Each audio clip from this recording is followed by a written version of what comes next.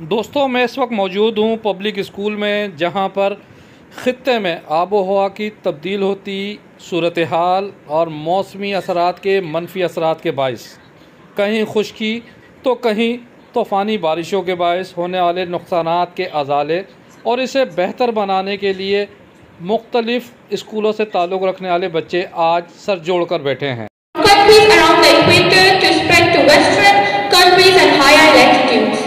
Excellencies, climate crises are something where the consequences are not local, they are global.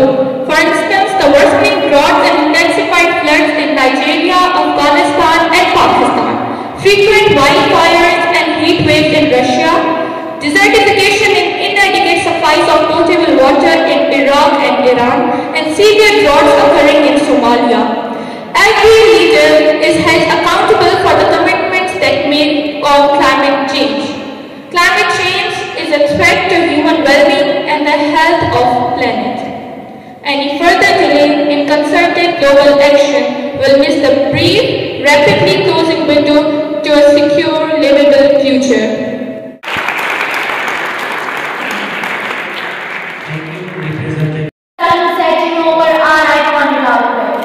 Casting a golden glow over the vast expanse of our land. It is the beauty that beautifies the land of Australia. But behind this scene, the facade lies a stark reality. Our climate is changing and the consequences are dire. Mr. President, global climate change has become one of the most contentious and divisive issues in Australian politics.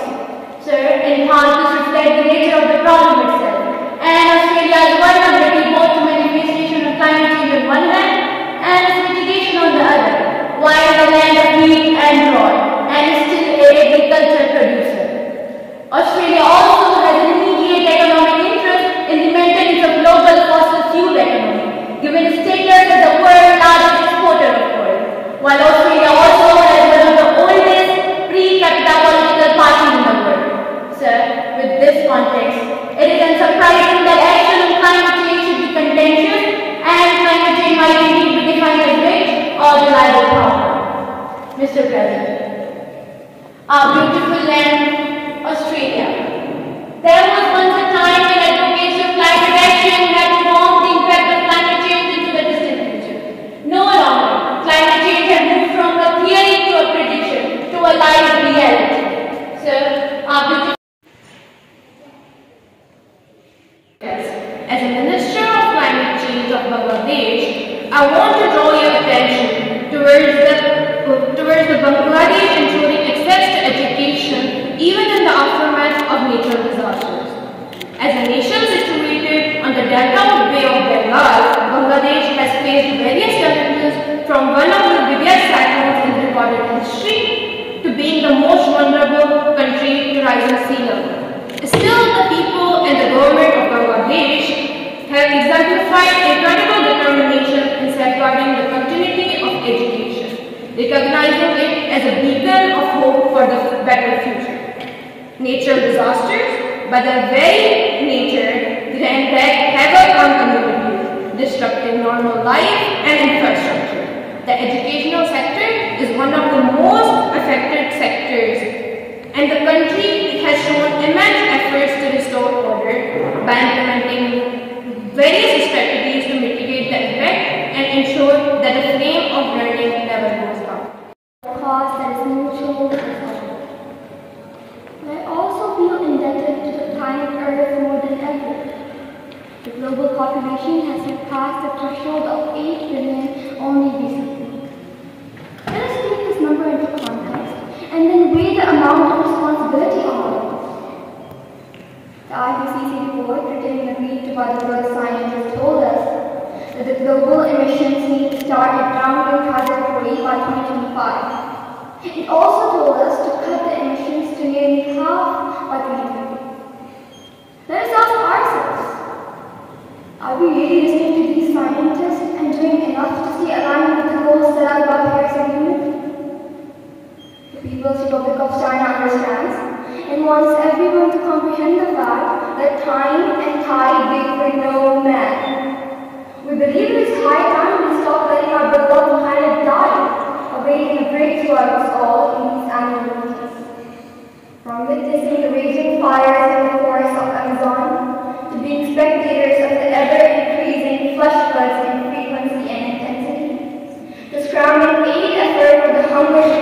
in Africa?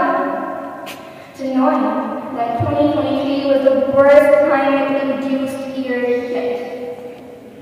My colleagues, let us come to terms with the reality check. We have done too little, and it's getting late by the hour. But today, we can choose to maneuver the ships of our solutions through a route without reason. The Chinese philosopher Lao Tzu said, and I quote, "Do the difficult things while they are easy, and do the great things while they're small." United in the critical endeavor of combating climate change. This existential threat transcends geographical boundaries and necessitates unwavering collective action to foster a sustainable future for our planet and its inhabitants. Germany remains a steadfast advocate towards its ambitious goals. We have been a leading contributor in alliance to G7 in its domestic emissions and renewable resources. We pledged over $4 billion to help developing states. We've been a leading partner in ODA, official development assistance, and climate and sustainable infrastructure has been our main focus areas for the past few years and for recent decades. We have embarked on a resolute path towards achieving net zero emissions by enacting our comprehensive policies. Number one, vigorous energy transformation. We are committed to a swift and sustainable phase out of coal, while strategically investing in renewable energy sources, coal, solar, wind, and geothermal, the power of future. 2020 was the warmest on a record. Mr. President, as we all know that climate change led us to different weather extremities, including climate-induced disasters, radial floods, droughts, glacial lake outbursts, etc.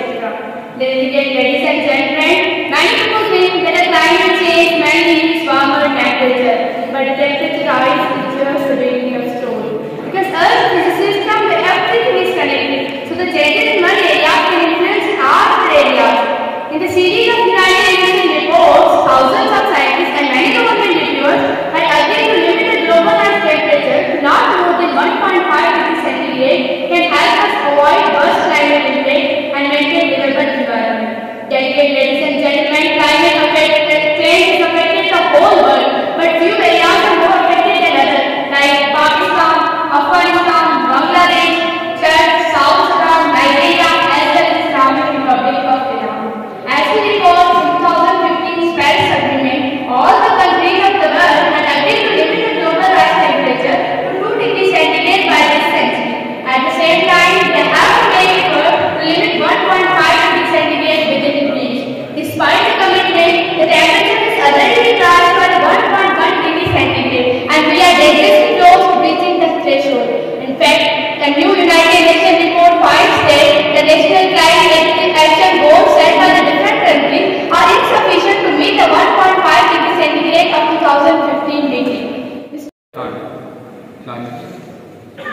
Let me start my speech with a question. Are we going towards our own extinction? Dinosaurs went extinct about 65 million years ago, but at least they had an asteroid. But we are driving ourselves to our very own destruction, spending billions of dollars on the fossil fuel subsidies. It is just like paying for your own demise. How illogical is that? Take India as one of the many climate-impacted countries. India is a country with 1.4 billion people with diverse cultures, religions and languages. But we are also a country of paradoxes. As Climate Minister of Iran stated there, we know that we are third largest emitter of greenhouse gases, but also a major country on the stage to meet the Paris Agreement target.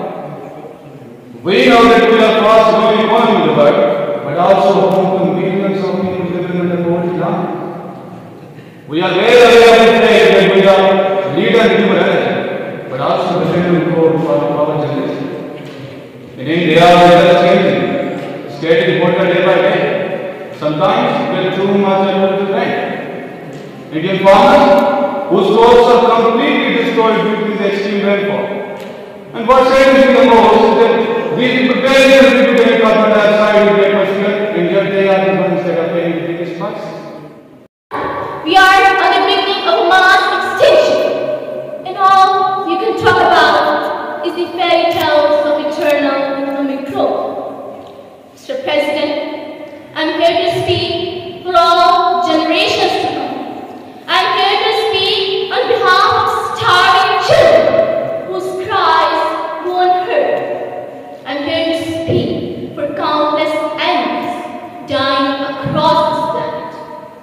Like many of you, I've spoken on this forum before, but never like this, and a time like this. The world is in crisis. I have seen cities like Beijing choked by industrial pollution, ancient boreal forests in Canada that have been clear-cut, red forests in Indonesia that have been incinerated. In America, I have witnessed unprecedented droughts in California and sea level droughts flooding the streets of Miami. In Greenland and Arctic, I was stunned to see the rapid disappearing of glaciers. The world is in crisis. Japan is already experiencing devastating effects from climate change. The science shows that Japan will experience worsening climate impacts if it follows a high emission path. The combination of sea level rise, coastal erosion,